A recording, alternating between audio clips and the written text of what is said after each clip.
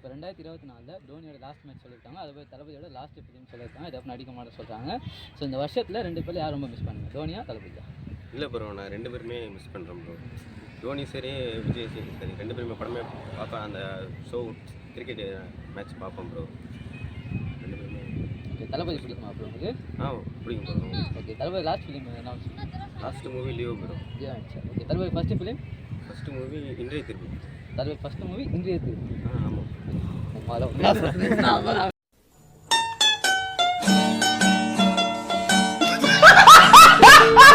Okay, உங்களுக்கு தோனி ரொம்ப பிடிக்கும்ல?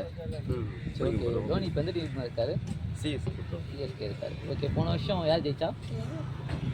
சிஎஸ்கே. போன வருஷம் சிஎஸ்கே ஜெயிச்சா. 2021 யார் ஜெயிச்சா? அப்படி சிஎஸ்கே ஜெயிச்சா. ஏய், நீங்களா எங்கேந்திரா வரீங்க? வெள்ளையும் சொல்லியமா தொப்பையை தள்ளிக்கிட்டு உங்களுக்கு தான் சலை தானே வைக்கணும். நீங்கள் 2 பேரும் மிஸ் பண்ண போறீங்க இந்த வருஷத்தில். ஆமாம் ப்ரோ. சரி, இப்போ 2 பேர் யாருன்னா ஒருத்தர் வரணும்னு நினைக்கிறீங்க. இப்போ தோனி ஐபிஎல் ஆடணும், இல்லை தளபதி திரும்ப படம் நடிக்கணும், 2 பேர் யாரை சொல்லுவீங்க? 2 பேருமே 2 பேர் ரிட்டர்ன் வரணும். தோனி கிரிக்கெட்டுக்கு வரணும், ஆடணும், இன்னொரு வருஷம் ஆடணும், தளபதி படத்துக்கு வரணும். 2 பேரும் வரணும். சரி, ஓகே.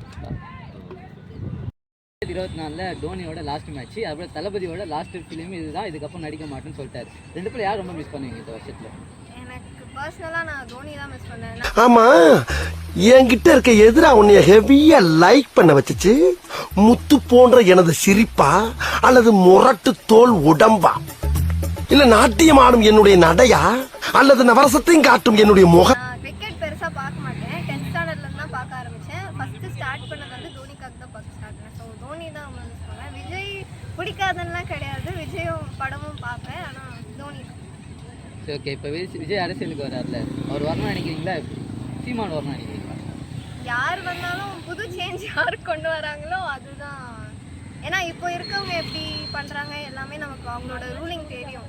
ஸோ புதுசாக வந்தால் தான் அவங்களுக்கு ஆப்பர்ச்சுனிட்டி கொடுத்தா தான் அவங்க எப்படி பண்ணுறாங்கன்னு தெரியும்.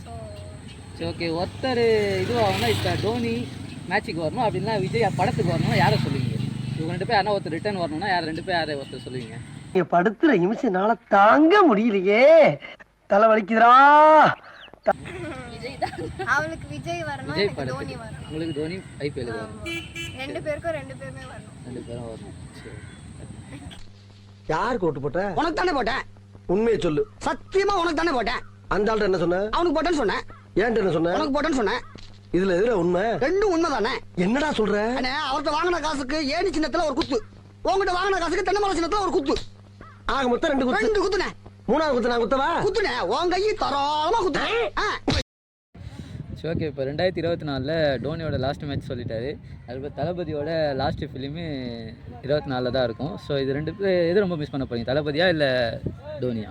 நான் 2 பேரும் தான் சார் மிஸ் பண்ணுவேன் நான். ஏன்னா 2 பேருமே 2 ஃபீல்டில் கிங். அவங்க ஒருத்தர் தோனி வந்து கிரிக்கெட் ரீதியில் பயங்கரமாக ஆடுறவர், தளபதி வந்து ஃபிலிம் ரீதியாக அவர் வந்து ஒரு சூப்பர் ஸ்டார்னு சொல்லலாம். ஏன்னா இப்போ டஃப் காம்படிட்டராகவும் இருக்கார் எல்லா பாலிவுட் ஹீரோஸ்க்கும். ஸோ நான் 2 பேரும் மிஸ் பண்ணுவேன். 2 பேரும் மிஸ் பண்ணிடுங்க. சரி, ஓகே. இப்போ இந்த 2 பேர் யாருன்னா ஒருத்தர் ரிட்டைன் பண்ணணும், இப்போ தலை தோனி மேட்ச் ஆடணும் அப்படின்னா திரும்ப விஜய் அரசியல் நடக்கும், 2 பேர் யாரை சொல்லுவீங்க? நான் 2 பேரும் தான் சொல்லுவேன். 2 பேர் ரிட்டர்ன் வரணும், தளபதி படம் நடிக்கணும், தோனி ரிட்டர்ன் மேட்ச் ஆடணும் அப்படின்னு சொல்றீங்க. 2 பேருமே 2 கண்கள் மாதிரி ப்ரோ. அவங்கள எப்படி ப்ரோ பிரித்து பார்க்க முடியாது.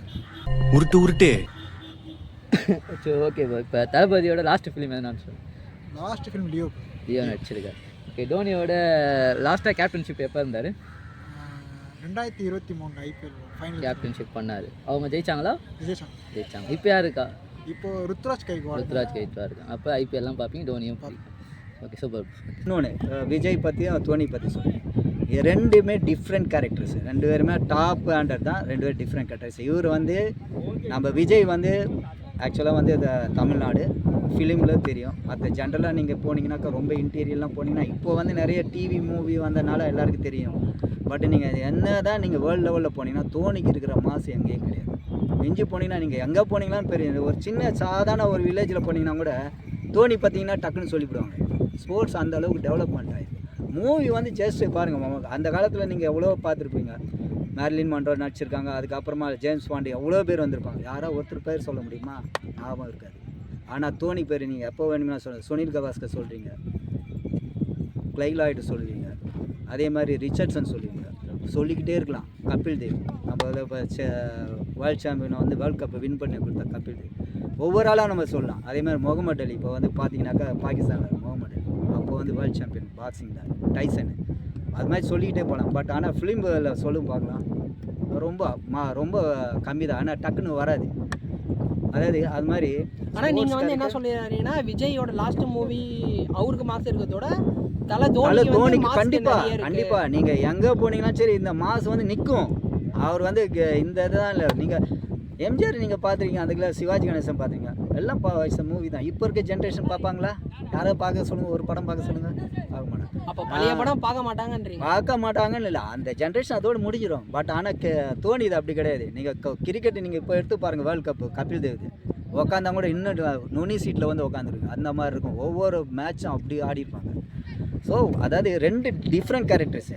இவங்க வந்து இந்த லெவலில் தான். பட் அது இப்போ அதே மாதிரி பொலிட்டிக்கல் சொல்கிறீங்க, பொலிட்டிக்கல் வந்து எந்த அளவுக்கு சைன் பண்ணுறாங்கன்னு வந்த பிறகு தான் தெரியும். ஏன்னா இன்னும் வர்றதுக்கே நிறைய ப்ராப்ளம் இருக்கும். அதாவது ப்ராப்ளம்னா என்னன்னாக்கா சீட்டு கிடைக்கணும், அதுக்கப்புறம் மக்கள் மனசில் இடம் பிடிக்கணும். இவங்க வந்து ஒரு கொள்கை ரீதியாக வந்து அடுத்தவங்களுக்கு என்ன சேரணும்னு தெரியும். இப்போ பார்த்தீங்கன்னா இலவசம் கொடுக்குறாங்க, பார்த்தீங்கன்னா வாரி கொடுக்குறாங்க. இப்போ ஒரு சிலிண்டருக்கு வந்து 500 ரூபா, 2000 ரூபா இதெல்லாம் போகுது பாருங்கள். அதேமாதிரி மோடி வந்து 15 lakhs கொடுக்குறாங்க. இது மாதிரி வந்து ரீச் ஆகிறது வந்து யார்கிட்ட போய் ரீச் ஆகணுன்றது ஃபஸ்ட்டு பார்க்கணும்.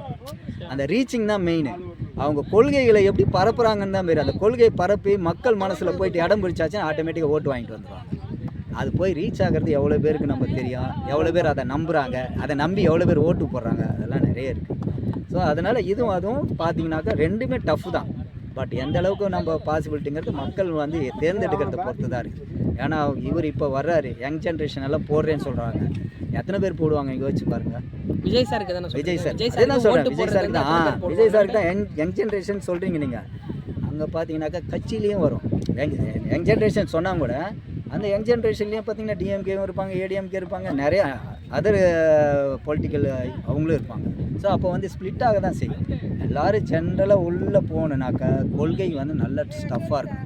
லஞ்சம் இதெல்லாம் இலவசம் இதெல்லாம் தவிர்த்துட்டு வர்றாங்கன்னா அப்போ வந்து யார் வந்து நல்லா ரூல் பண்ணுறாங்கன்றது ஃபஸ்ட்டு வரணும். பட் அது வந்து யாராவது பிளேஸ்மெண்ட் கொடுத்தா தான் தெரியும். யாராவது ரூல் பண்ணி அந்த மாதிரி அச்சீவ் பண்ணால் தான் தெரியும். அதை அச்சீவ் பண்ணாத வரணும் நம்ம வந்து ஜென்ரலாக தான் வர முடியும். இது ஏன் சார் நான் சார் சொல்கிறேன் மூவி பற்றி நீங்கள் விஜய் சார் வந்ததில் சொல்கிறதால அதனால சொல்கிறேன். இப்போது விஜய் சார் வராருன்னா நான் எல்லாம் ஏன் எதிர்பார்க்குறாங்கன்னா நம்ம மூவியில் வந்து அந்த மாதிரி பார்த்துருக்கோம். அவரோட கொள்கைகள்லாம் எப்படி இருக்கும் எப்படின்னு சொல்லிட்டு மூவியை நம்ம அந்த அளவு பார்த்து அதை எதிர்பார்த்து தான் யங்ஸ்டர்ஸ் எல்லாமே ஃபேன் ஆகி இவர் இதே போல் பண்ணணும்னு நினைக்கிறோம். மேபி விஜய் சார் அரசியலுக்கு வந்தாலும் சரி, நம்ம கடைசியாக பார்த்து நம்ம சர்க்கார் மூவியில் பார்த்தோம்ல, கிட்டத்தட்ட ஒரு பாலிடிக்ஸ்னால் எப்படி இருக்கும்னு சொல்லிட்டு சும்மா ஒரு ஜென்ரலாக மூவியில் பார்த்தோம். எல்லோரும் எதிர்பார்க்கறது கிட்டத்தட்ட அந்த மாதிரி ஒரு ஆட்டிடியூட் தான் அவர் கொண்டு வரணும்னு எதிர்பார்க்குறோம். மேபி அவருக்கு உண்மையான அரசியல் களத்துலேயோ மற்ற கட்சிக்கு மாதிரி இப்போ கமல் சார் ஆரம்பித்து நிறைய ஆக்டர்ஸ் ஆரம்பித்து உண்மையிலேயே மற்ற பொலிட்டிஷியன்ஸ் வந்து டேக் ஓவர் பண்ணுற மாதிரி ஆகிடும். அவங்க வந்து டாமினேட் பண்ணி அதை அடக்கி ஒரு மாதிரி அவங்கள ஒரு மாதிரி இவங்கள பிரெயின் வாஷ் பண்ணி அவங்க கட்சிக்குள்ள எடுக்கிற மாதிரி தான் நிறைய போயிட்டுருக்கு. மேபி தனித்து நின்று எப்படி இருந்தாலும் சரி, கொள்கையில் வந்து தோல்வியோ வெற்றியோ மக்கள் மனசு இடம் பிடிக்கிற வரைக்கும் அவர் என்ன உண்மையான கொள்கையோ படத்தில் எப்படி சொல்லியிருந்தார் அதே மாதிரி அவரோட கடைசி வரை ஸ்டாண்டர்ட் இருந்தாருன்னா கண்டிப்பாக எல்லாருமே சப்போர்ட் பண்ணுவோம். நான் கூட இப்போதைக்கு உங்களா மாதிரி தான் உங்கள் ஓட்டு யாருக்குண்ணா? விஜய் சாருக்கா? அவர் இப்போ இந்த எலெக்ஷனில் வந்து இல்லை சொல்கிறாரு. மேபி இவரோட சொன்ன மாதிரி மற்ற ஆக்டர்ஸ் நான் பார்த்துட்டு தான் இருக்கேன். நானும் நல்ல ஒரு ஆட்சி வரணும்னு எல்லாரும் மாதிரி எதிர்பார்த்துட்டு இருக்கோம். ஒரு நம்பிக்கை இருக்குது உண்மையிலேயே. ஏன்னா அவர் எல்லாம் என்ன சொல்ல எல்லாருமே எம்ஜிஆர் வரப்போ அப்போ இருந்த ஃபேன் பேஸ் வந்து பண்ணுவாங்கன்னு ஒரு நம்பிக்கையில் இருந்தாங்க. ஒவ்வொரு ஆக்டர்ஸ் வரும்போதும் ஒரு மக்கள் மனசில் செலிபிரிட்டி ஒரு அபிப்பிராயம் இருக்குல்ல, எனக்கும் இப்போ இருக்குது இப்போ விஜய் சார் வரணும்னு சொல்லிட்டு. ஆனால் உண்மையிலே இப்போ நான் வாட்ச் பண்ணுவேன் எப்படி அவர் ஒரு கட்சி எப்படி செலக்ட் பண்ணுறாங்க, எப்படி வேட்பாளர்லாம் தேர்ந்தெடுக்கிறாங்க சொல்லிட்டு. மற்ற கட்சி கூட சேர்ந்து எப்படி பண்ணுறாங்களா இல்லை முழு டேக் ஓவர் பண்ணிக்கிறாங்களா. இப்போ உதாரணத்துக்கு சொல்லணும்னா இப்போ சில டிவியில் வந்து இப்போ நாடாளுமன்ற எலெக்ஷனில் வந்து நிற்கல. ஆனால் விஜயோட ஃபேன் பேஸ் நிறைய இருக்குது. இப்போ நிறைய மெம்பர்ஷிப்லாம் பிடிச்சிட்ருக்காங்க. எல்லாம் வாட்ஸ்அப் மூலிமா நிறைய வந்து ஓட்டர் ஐடி வச்சு பியூராக பண்ணுறாங்க. அது ஒரு நல்ல வரவேற்க வேண்டிய விஷயம். சும்மா பேருக்கு வந்து உறுப்பினர் கார்டு கொடுக்காம அவங்க ஓட்டர் ஐடி வச்சு யார் சேர்றாங்கன்னு மனப்பூர்வமாக கேட்குறாங்க. நிறைய பேர் சேரத்துக்கு ரெடியாக இருக்காங்க, ரெடியாக சேர்ந்துட்டு தான் இருக்காங்க, பார்த்துட்ருக்கேன். இப்போது இவ்வளோ ஃபேன் பேஸ் இருக்குது ஓட்டு வரணுன்றதால இப்போ இருக்கிற சில பாலிட்டிக்ஸ் என்ன பண்ணுறா அவங்க சேனலில் வந்து விஜய் சார் மூவி எல்லாம் நல்ல படத்தெல்லாம் போட்டு, அதாவது விஜய் வந்து எங்கள் பக்கம்னா சப்போர்ட் பண்ணி கொடுக்குற மாதிரி இருக்காரு அப்படின்ற மாதிரி அவரோட ஃபேன் பேஸ்லாம் திருப்புற மாதிரி மூவிலாம் போட்டு இந்த எலெக்ஷனுக்கு அது ஒரு தனிப்பட்ட பாலிட்டிக்ஸ் பண்ணிகிட்டு இருக்காங்க. மேபி அவர் அந்த மாதிரி பாலிட்டிக்ஸ் போகாமல் இவர் எதுக்காக வந்தாரோ, மக்கள் நல்லது பண்ண நினைச்சாரோ அதை பண்ணாருன்னா கம்பல்சரி என்னுடைய ஓட்டு வந்து விஜய்க்கு போட்டு. இவருக்கு இதான் வேலை.